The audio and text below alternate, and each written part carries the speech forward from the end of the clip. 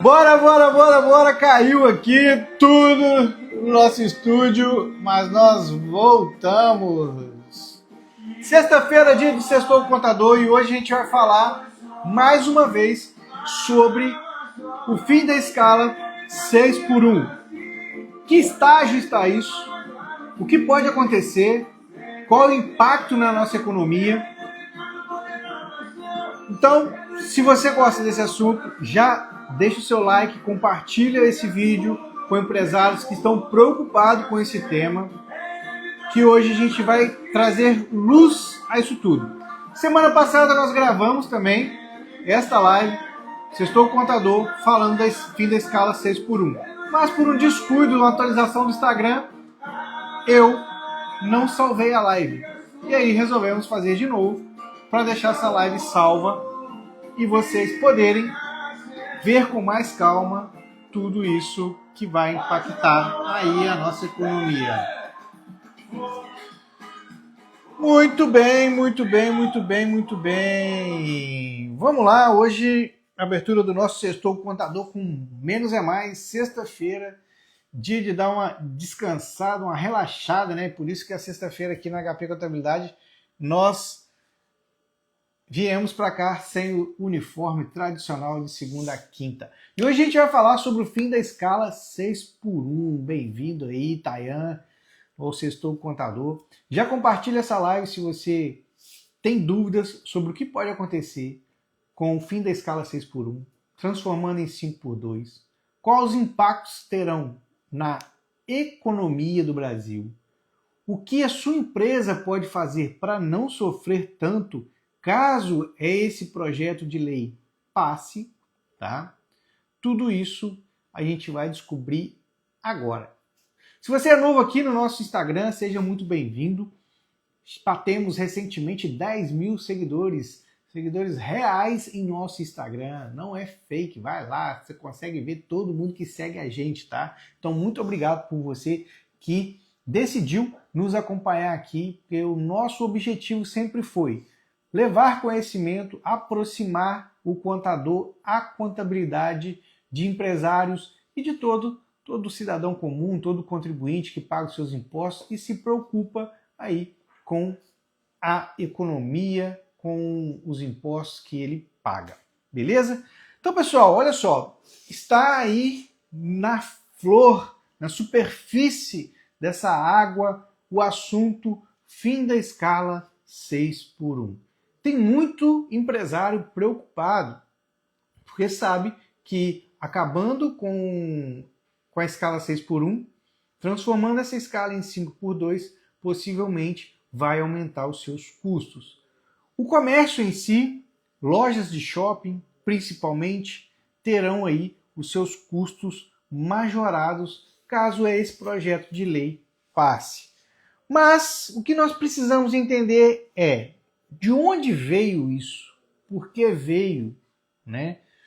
E qual estágio está?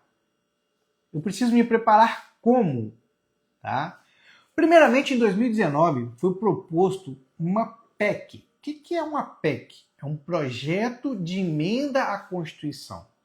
Alterar a Constituição Federal, tá? Para que possa dar brechas à redução da carga horária do trabalhador, que hoje é 44 horas semanais, passando para 40 horas semanais. Só que essa PEC, ela transitou nas comissões e tinha muito erro, muito problema nessa PEC, tá? E aí isso ficou agarrado e reeditaram a PEC e as comissões arquivaram, não votava aquilo. Porque para você entender o seguinte, toda PEC, projeto de emenda à Constituição, ou toda PL, que é um projeto de lei, antes de ir para a Câmara dos Deputados e para o Senado, ele precisa passar nas comissões. Comissão de Constituição e Justiça, comissão disso, comissão de Direitos Humanos, comissão disso tudo. Então passa ali umas 3 ou 4 comissões. Sendo aprovado ali, editado dentro das comissões e sendo aprovado, vai para a Câmara dos Deputados para ser votada e sendo aprovada na Câmara dos Deputados por mais de 2/3 da Câmara, vai para o Senado. Chega lá no Senado, onde são 83 senadores, na Câmara são 513 deputados, se eu não me engano. Chega no Senado, os senadores começam a analisar aquele projeto de lei ou aquela emenda à Constituição. Se tiver algo que eles consigam alterar, melhorar ou retirar do projeto de lei ou da emenda à Constituição, e eles fazem isso, isso tem que voltar para a Câmara dos Deputados, ser analisada e votada novamente, para sim ir para a assinatura presidencial, ok? Então, é esse trâmite da situação. Em 2019, houve uma PEC que agarrou, tal, e chegou agora em 2026, ano de eleição, o que acontece? O governo ele precisa melhorar a sua popularidade junto aos seus eleitores.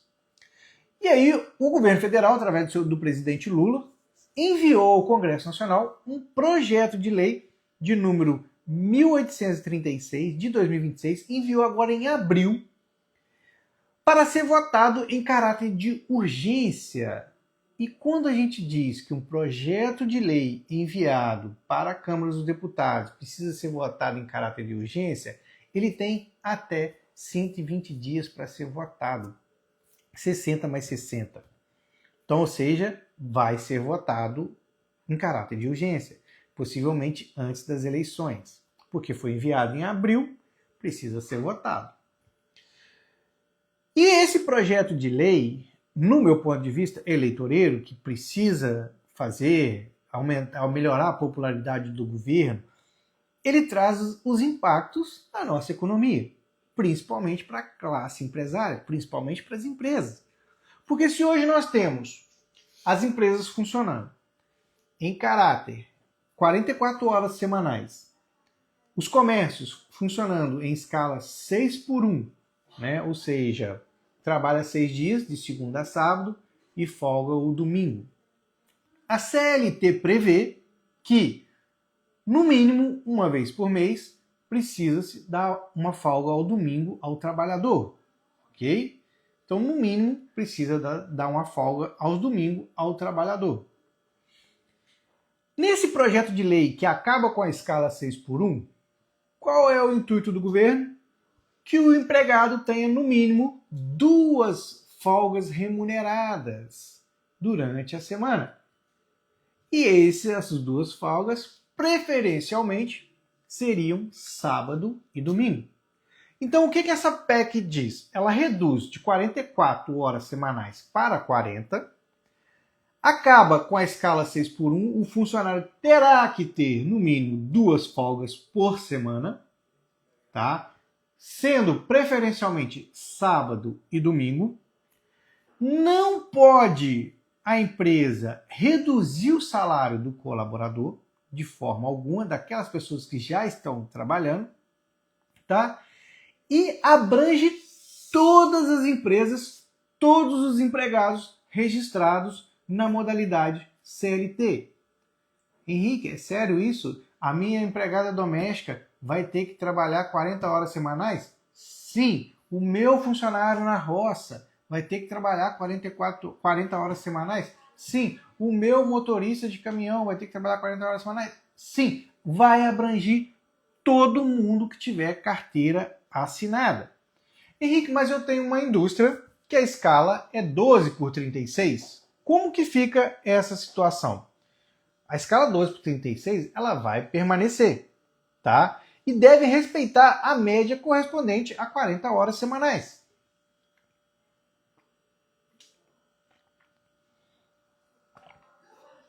Olha a palavra, eu estou falando mais do que o meu tamanho. E se essa PL, esse projeto de lei que foi enviado em abril, for votado e aprovado, o que vai acontecer? Bem, primeiramente eu quero dizer o seguinte: se a sua empresa ela trabalha de segunda a sexta-feira já, o que você vai fazer? Você vai reduzir para 40 horas semanais a jornada. Você pode aumentar o horário de almoço do seu colaborador, ou ele chegar um pouco mais tarde, uma meia hora mais tarde, ou também sair meia hora mais cedo. Uma coisa assim você vai ter que fazer, uma matemática dessa, ok? Eu vou dar mais tempo de horário de almoço para o meu colaborador. Beleza, se a sua empresa trabalha de segunda a sexta, sem escala, você pode fazer isso. Agora, se a sua empresa trabalha aos sábados e aos domingos, você obrigatoriamente vai ter que aumentar a sua equipe e fazer escalas, caso você queira continuar trabalhando aos sábados e domingos. Então, olha o impacto que isso vai causar nos comércios. As lojas que abrem sábados, que o movimento é maior, a gente sabe que no país inteiro os comércios eles faturam mais aos sábados, porque é onde as pessoas que trabalham de segunda a sexta, nos escritórios, nas indústrias, podem ir à rua fazer suas compras, o impacto vai ser maior. E o impacto vai ser também nos preços dos produtos. Isso é lógico, gente. Isso é conta. É como 2 mais 2 é 4. Não tem como. Se você tem uma loja, um comércio, um hortifruti, que você tem 4 funcionários, e esse seu hortifruti trabalha sábado, esses 4 funcionários, obrigatoriamente, preferencialmente, terão 2 folgas na semana. E preferencialmente que for sábado e domingo. Se você funciona durante a semana, de segunda a sábado, com 4 funcionários, você vai precisar contratar mais, pelo menos, um funcionário. Pelo menos um funcionário. Porque, olha, esses 4 vai trabalhar os 5 e você vai dando folga para os outros funcionários. Pelo menos sábado e domingo, esses funcionários terão que ter folga. Pelo menos uma vez no mês, ao sábado e domingo. Posso, Henrique, alterar a folga dele? Pode folgar domingo e segunda? Pode. Mas, de acordo com o projeto de lei, preferencialmente nos sábados. E se ele não folgar, se tiver escala, no mínimo uma vez por mês, vai ter que folgar sábado e domingo. Se eu tenho 4 funcionários e contrato mais um, o que acontece com a minha folha de pagamento? Ela aumenta. Aumento meus custos. Quando aumenta o custo de uma empresa, o que o empresário faz? Põe os seus custos embutidos no preço do seu produto. Isso é lógico. Ou você está achando que ele não vai fazer isso? Fazendo isso, aumenta o preço das coisas. Não tenham dúvidas disso. Então, o comércio em si é o que vai ter mais impacto. E eu gostaria que você imaginasse uma loja de shopping.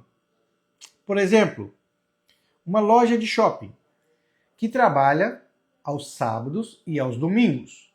Se uma loja tem 4 funcionários, ele vai precisar ter no mínimo, gente, eu estou falando no mínimo 6 funcionários. Para quê? Para fazer um processo de escala com todos eles, para que eles possam folgar domingo e sábado, no mínimo uma vez por mês. Entenderam?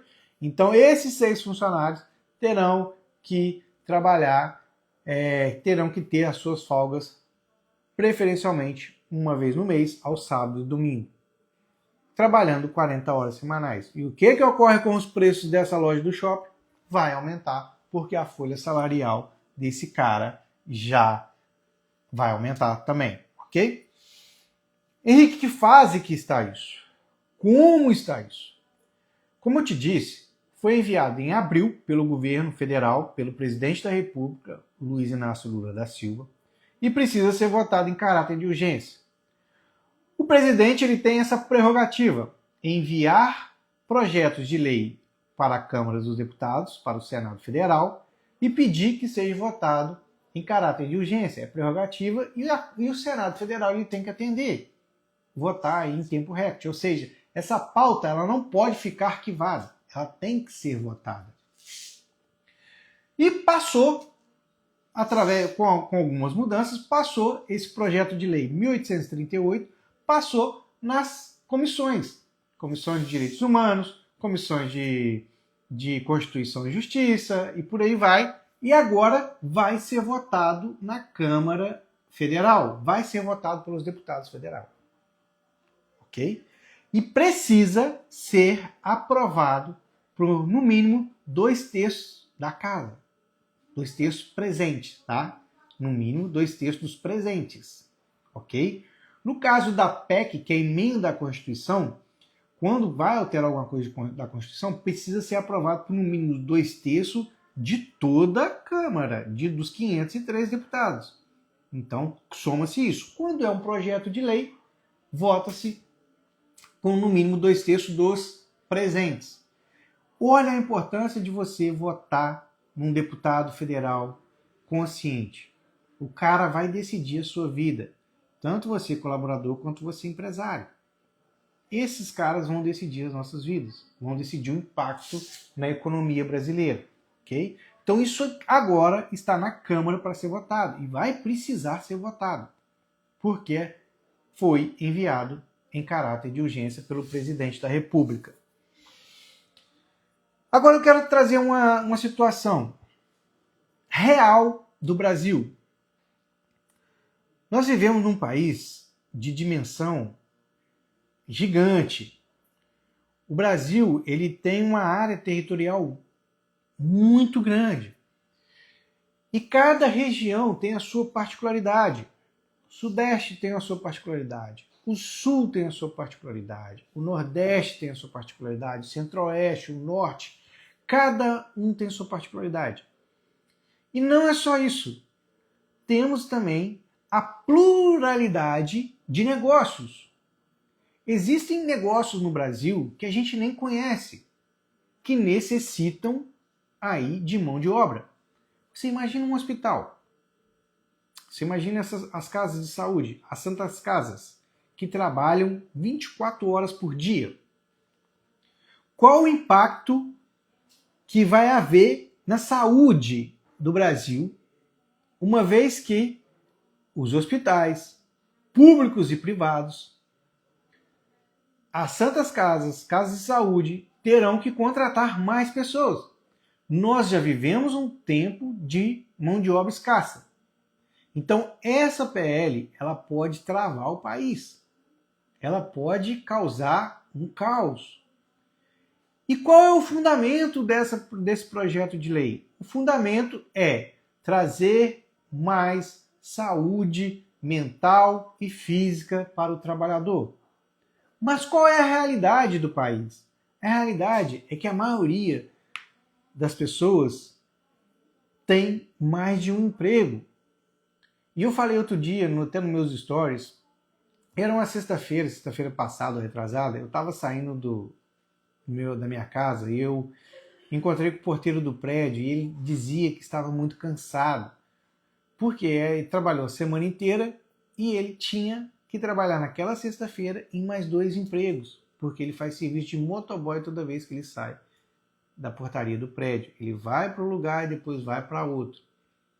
Você acha que, reduzindo a carga de jornada de trabalho, esse cara vai ter tempo para a família, para se cuidar, ter saúde mental e física, ou ele vai arrumar mais um emprego para arcar ali com o seu custo de vida?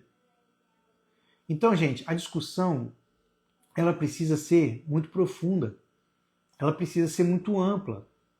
Será que de fato é fazendo isso que a gente vai trazer mais qualidade de vida para o povo? Por que não desonerar as empresas e tendo condição das empresas e ter um salário mínimo maior? Por que não? Por que não cortar gastos públicos, cortar gastos penduricários políticos e também do judiciário? Por que não cortar isso e dar subsídio às empresas de fato, para que as empresas possam realmente contratar mais e melhor. Porque é o que a gente vive no país hoje. Todas as empresas que eu visito, eu, Henrique, como contador, como consultor, que eu visito, todo mundo reclama de falta de mão de obra. Ah, Henrique, estamos em período de pleno emprego. Não, mentira. Mentira. Todo mundo sabe que isso é mentira. Não estamos em período de pleno emprego. Por quê? Quando nós aqui no escritório abrimos uma vaga para ser preenchida aqui, a gente nota que chove currículo, mas currículos desqualificados, de pessoas desqualificadas. Então, existe sim a procura por emprego, mas as pessoas não estão qualificadas para trabalhar. Existem também aquelas pessoas que simplesmente não querem trabalhar, e isso é fato. Temos N casos aqui que o empresário, ele contrata a mão de obra, mas o cara não quer registrar a carteira porque senão ele perde o benefício. Isso é grave, gente. Isso é grave. Os empresários estão disputando mão de obra com o governo. E qual a penalidade, qual o benefício que essa empresa tem? Nenhum, pelo contrário, ela tem penalidade. Porque se contrata esse funcionário, não assina a carteira dele, vem o fiscal do Ministério do Trabalho, vai lá e multa. Então, essa equação é difícil de ser fechada. Eu preciso de mão de obra, existem milhares, milhões de pessoas sem trabalhar, existem milhões de pessoas sem trabalhar, existem milhões de pessoas recebendo benefício do governo que não querem ser registradas. O empresário precisa daquela mão de obra e quando ele contrata o empregado, ele não quer registrar porque senão perde o benefício e se ele não registra, é multado pelo Ministério do Trabalho. Então veja bem a situação que encontra hoje a classe empresária do Brasil, os empresários do Brasil, as empresas do Brasil, e ainda correndo esse risco de ter que reduzir a jornada de trabalho. Para muitas empresas não vai haver impacto. Para aquela empresa que trabalha de segunda a sexta, normalmente a maioria dos escritórios não vai haver tanto impacto assim. Vai haver impacto? Vai haver impacto. Por quê? Esse funcionário trabalhando 40 horas semanais, tendo que trabalhar, entregar o seu trabalho, possivelmente ele vai fazer hora extra. E aí aumenta ali o custo da folha de pagamento. Se antes ele poderia trabalhar 44 horas, ele vai ter que trabalhar 40, essas 4 horas entrarão com hora extra. Então vai ter impacto. Mas não tanto impacto, porque ele vai poder ajustar ali durante a semana essa questão do horário. Mas é uma discussão profunda que a gente tem que ter cuidado. Para situar vocês, esse projeto de lei foi passado nas comissões da Câmara e agora vai ser votado. Sendo votado na Câmara dos Deputados, vai para o Senado. Se for aprovado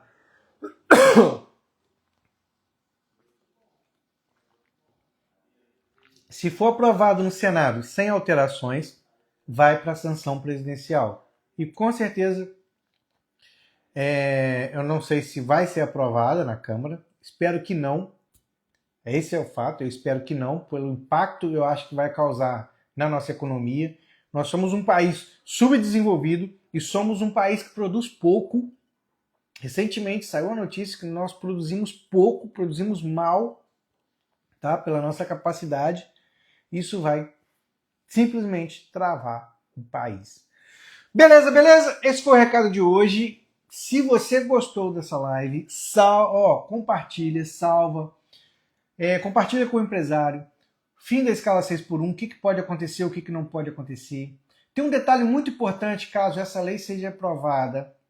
Todos os sindicatos atuarão na alteração das convenções coletivas.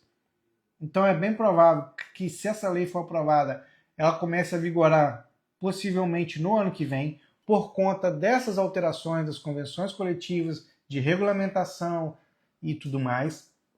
É bem da verdade, é o que a gente pode viver. Se tiver uma alternância de poder esse ano e essa lei for aprovada, ela pode ser também enviada novamente para ser revogada ou alterada.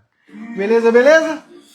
Então é isso, muito obrigado a você que ficou com a gente até aqui, por você nosso seguidor, por você que está inscrito no nosso canal no YouTube. Se você não está, vai lá, se inscreva, acione o sininho para chegar a notificação para você. Ó, beijo grande, sorte, saúde, sucesso, bom final de semana, aproveite a família, descanse, porque semana que vem é a última semana de declaração de imposto de renda. Se você não declarou, corre para declarar o seu imposto de renda, que termina sexta-feira, dia 29, às 23 horas e 59 minutos. Abraço, Isabela!